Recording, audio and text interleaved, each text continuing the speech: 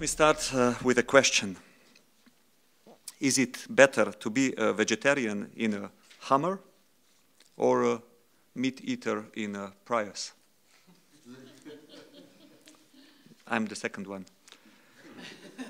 That is the question I heard someone ask a few days ago, which for me summed up nicely the kind of a dilemma many of us face every day in our lifestyle choices. But also the one Europe faces as a developed economy.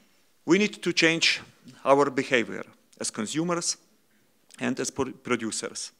And to do that, we need to make our markets work in ways which put the proper value on resources we use. We have done some lasting and quite significant damage. So we knew we needed to define a strategy that reflected a coherent approach to all these challenges. The stated objective of the Resource Efficiency Flagship Initiative is to decouple economic growth from the use of resources, support the shift towards a low-carbon economy, increase the use of renewable energy sources, modernize our transport sector, and promote energy efficiency. As European Commissioner for Environment, I might have the tools in my toolbox to develop environmental legislation and ensure people comply with it, but resource efficiency is a truly cross-cutting affair.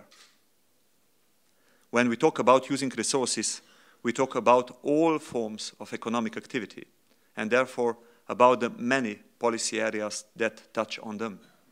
We will need to change the behavior of European consumers, to work on people's awareness and to influence their habits. So you can see that I have quite a challenge, and I'm going to need quite a lot of help. We really are at the beginning. If this policy were a car, you would probably be looking at a shiny body, but without wheels and a real engine. We must change relative prices of different inputs in the economy to reflect the real value of those resources.